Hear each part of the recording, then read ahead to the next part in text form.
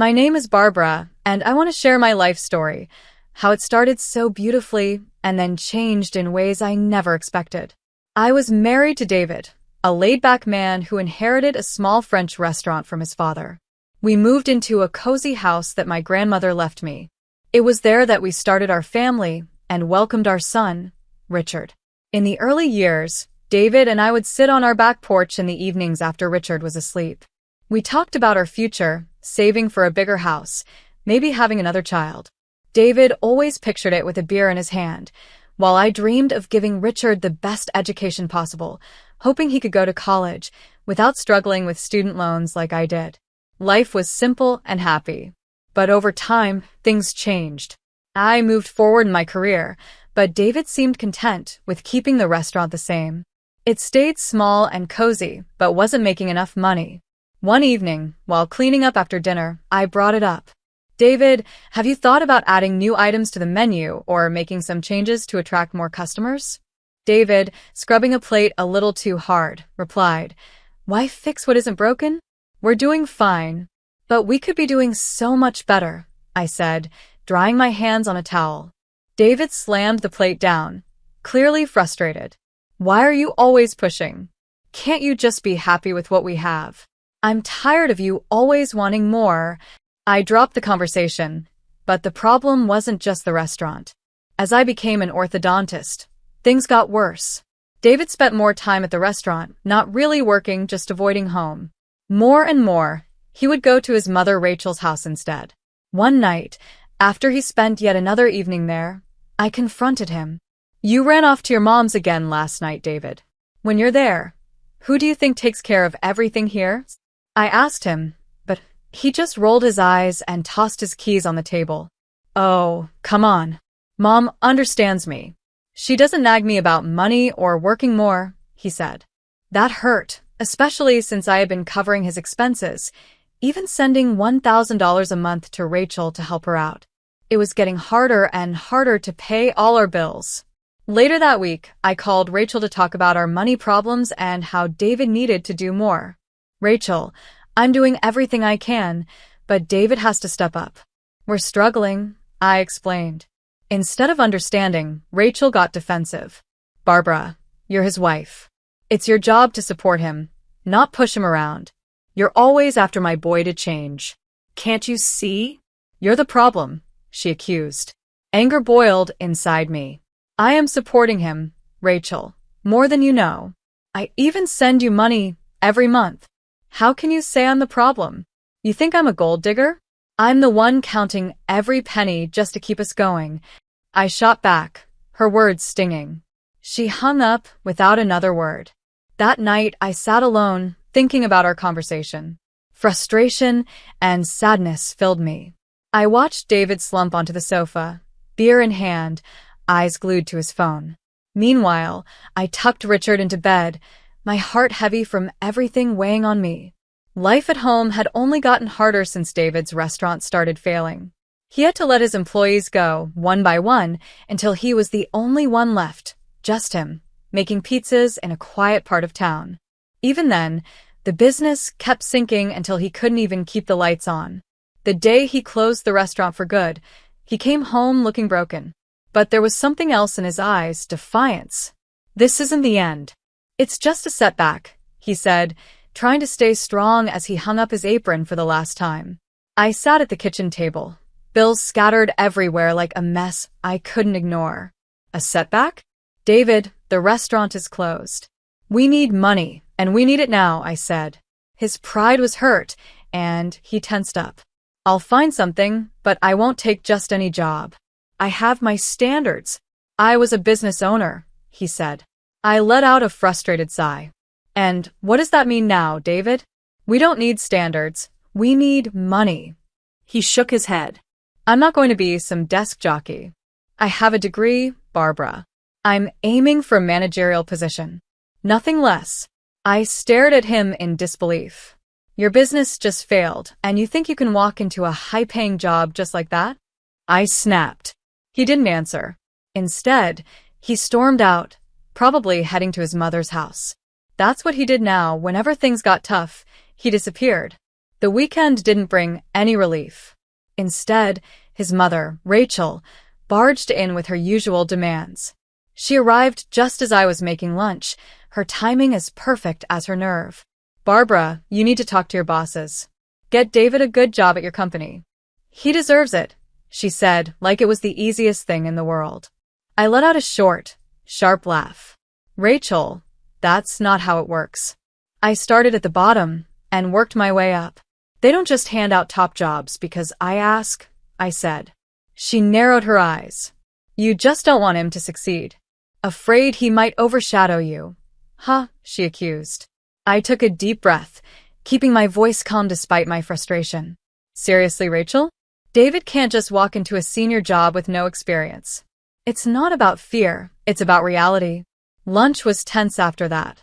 David stayed silent, probably stewing over his bruised ego and his mother's words. As the days passed, nothing changed.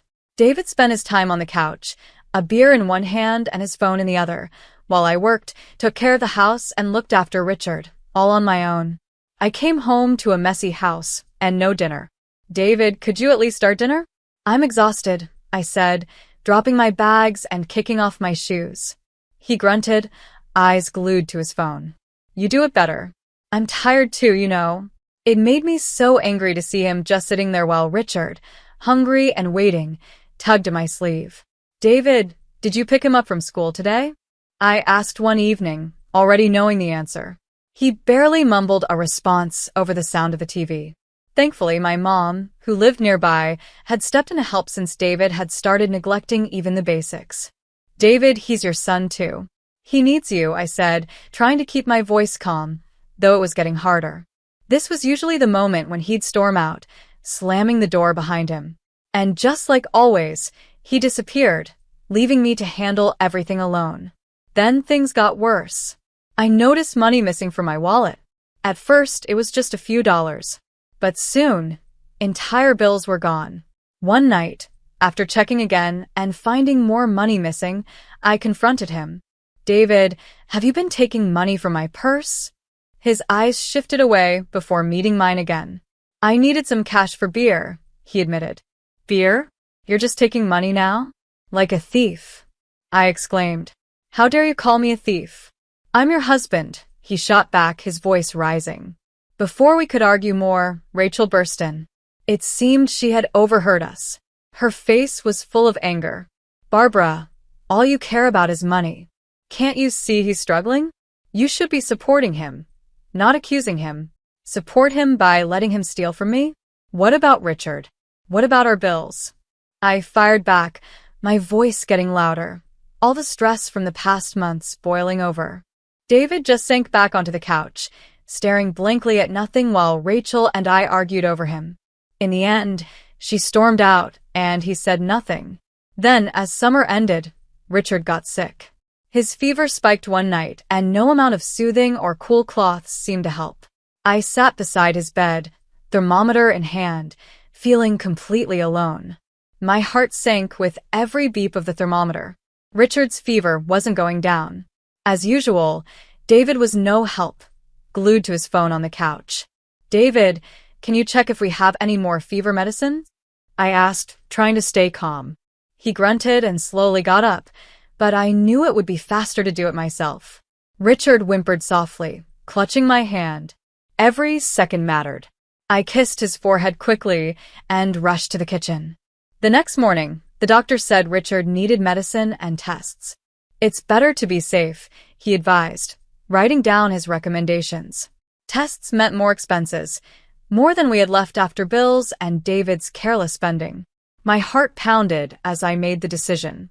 I transferred the last of our savings for Richard's treatment, including the $1,000 I usually sent to Rachel. There was no other choice. Not long after, Rachel stormed in, furious. "Barbara, where's my money?" "It's the first of the month," she demanded. I was packing Richard's small backpack, getting him ready for another doctor's visit. I braced myself for another fight. "Rachel, I had to use the money for Richard. He's very sick. He needs tests and treatment." Rachel's face hardened, her lips pressing into a thin line. "Do you really expect me to believe you have no other money?" That was my money, Barbara. I need it, she snapped. I stepped back, raising my hands as my motherly instincts kicked in. Richard is my priority. He's just a child, Rachel. He's sick, and I have to take care of him. Rachel's eyes flashed with anger. I knew you'd do something like this. Holding back my money for that boy, she spat, her words full of venom. That boy? Rachel, that's your grandson. How can you be so heartless? I shot back, my patience running out. I don't need a lecture from you, Barbara. Just make sure I get my money by tomorrow, or you'll regret it, she hissed, her face twisted with anger. Her threat hung in the air, but I refused to back down. I glanced at Richard, weak and fragile in the next room, and it only strengthened my resolve. Get out of my house, Rachel. I won't tolerate threats. Not today, not ever. She looked ready to argue, but something in my eyes stopped her. Instead, she stormed out, slamming the door behind her. A heavy silence followed. Then, without a word, David slipped out after her. I went back to Richard, my hands shaking as I gently stroked his hair. He looked up at me with tired, pain-filled eyes. It's okay, baby. Mommy's here, I whispered, kissing his forehead. My determination grew stronger. The days blurred into endless hospital visits and sleepless nights. David's absence was almost a relief. No more fights, no more cold looks. But after a week of quiet, I felt something was wrong. One Saturday afternoon, I checked my bank app. My heart dropped. Huge withdrawals had nearly emptied our savings. Panic filled me as I scrolled through the transaction history. Every withdrawal felt like a betrayal. I called David again and again, but he didn't answer. He hadn't picked up in days. Realizing what he had done, I blocked the card immediately to stop him from taking any more money. In that moment, I finally saw the full depth of David's selfishness. A week after he vanished, David came back. But he wasn't alone. Rachel was right beside him. They found me sitting on the living room floor, surrounded by Richard's toys and stacks of unpaid medical bills. Barbara, we have news, David said, smirking. I won the lottery, $200 million. And no, you won't see a cent of it. I'm filing for divorce. The room spun. What about Richard? I managed to whisper. Rachel let out a cold, mocking laugh. Oh, Barbara, always playing the martyr, she sneered. You underestimated my son. Now he's rich, and you're nothing. He'll find someone better. Someone younger. David nodded, grabbing a duffel bag from the floor. Yeah, I'm moving in with Mom. You'll manage on your own, won't you? He said with a smirk. Rachel smirked too, wrapping her arm around him. Let's leave the gold digger to drown in her mess. We have better places to be, she said smugly as they walked out the door. The door slammed behind them. Betrayal. Abandonment. Theft. David had walked away, leaving me behind with nothing but heartbreak and a mountain of problems. But as the shock faded, something else rose inside me. Determination. They thought they could break me. Leave me with nothing. I wouldn't let that happen. With steady hands, I picked up my phone and called my lawyer. David had used our shared money to buy that lottery ticket, and I was going to fight for what was rightfully mine. I want to contest the winnings, I told my lawyer. He was cautious, but supportive. It's going to be a tough fight, Barbara, but we'll give it everything we've got, he assured me. As I hung up the phone, the weight of the battle ahead settled on my shoulders. But this time, I felt stronger. The betrayal had changed me. I wasn't just fighting to survive, I was fighting for justice. For myself. For Richard. As the court date got closer, my lawyer, Mr. Paul, and I worked non-stop. We gathered every piece of evidence, bank statements, financial records, anything that showed I had been the one supporting our home while David contributed nothing.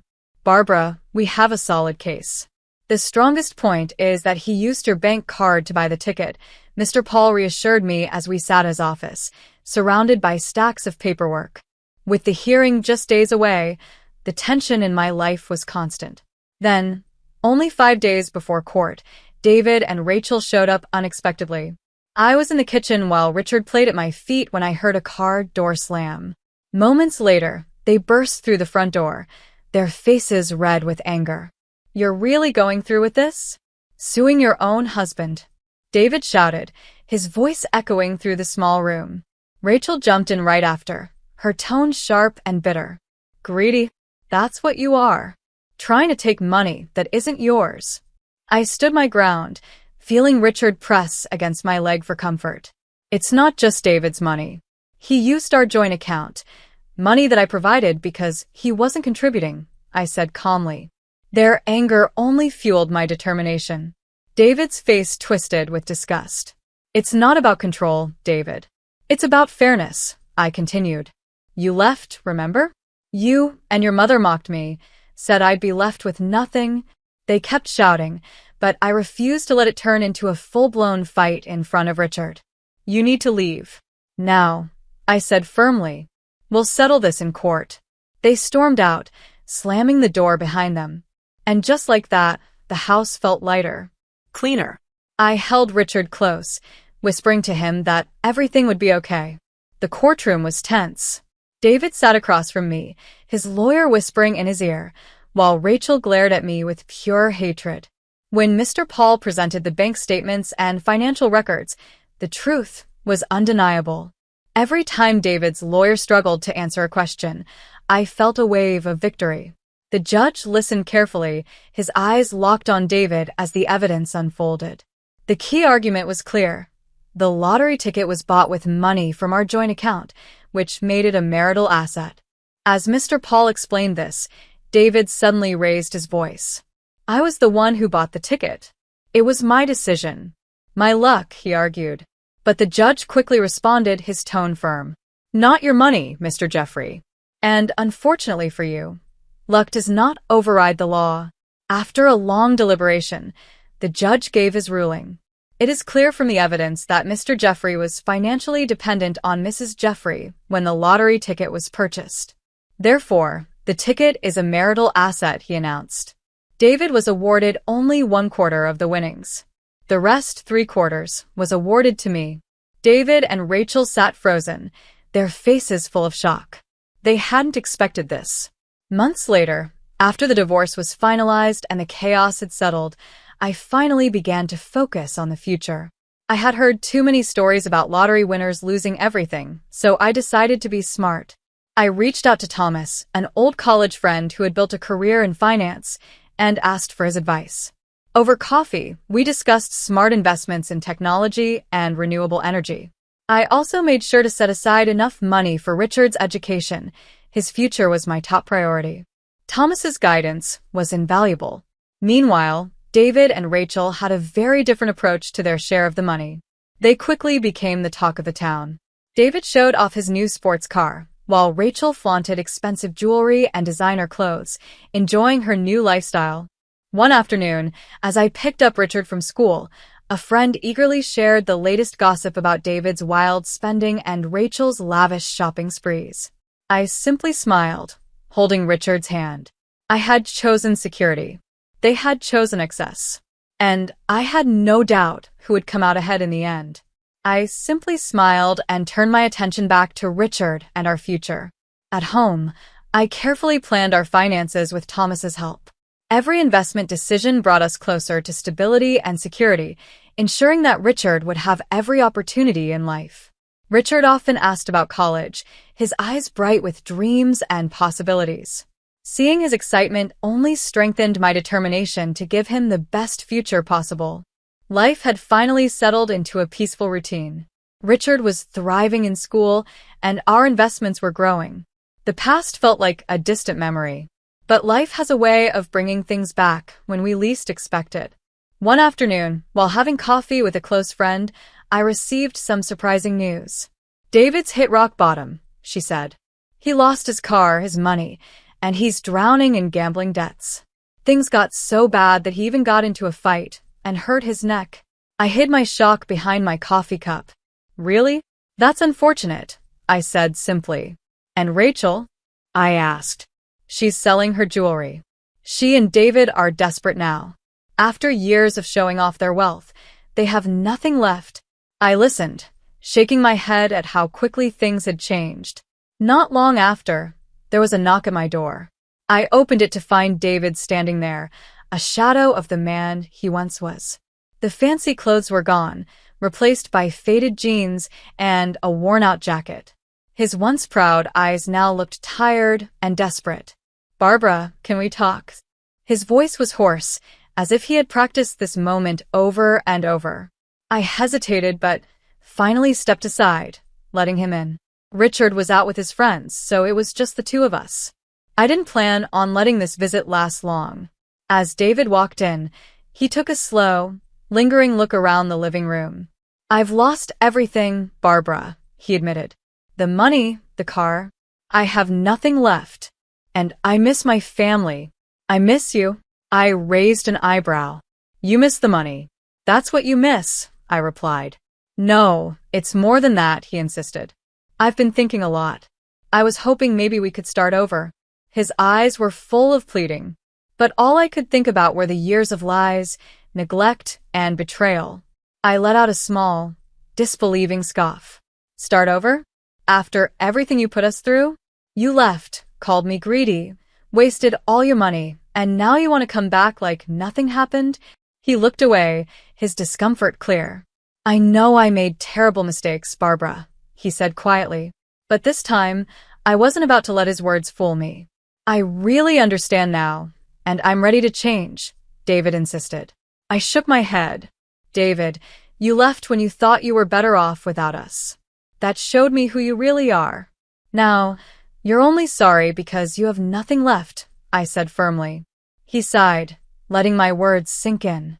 "So, there's no chance for us?" he asked quietly. "David, I forgave you a long time ago for my peace, not so you could walk back into our lives when things went wrong for you. Richard and I are doing great, and I plan to keep it that way," I said.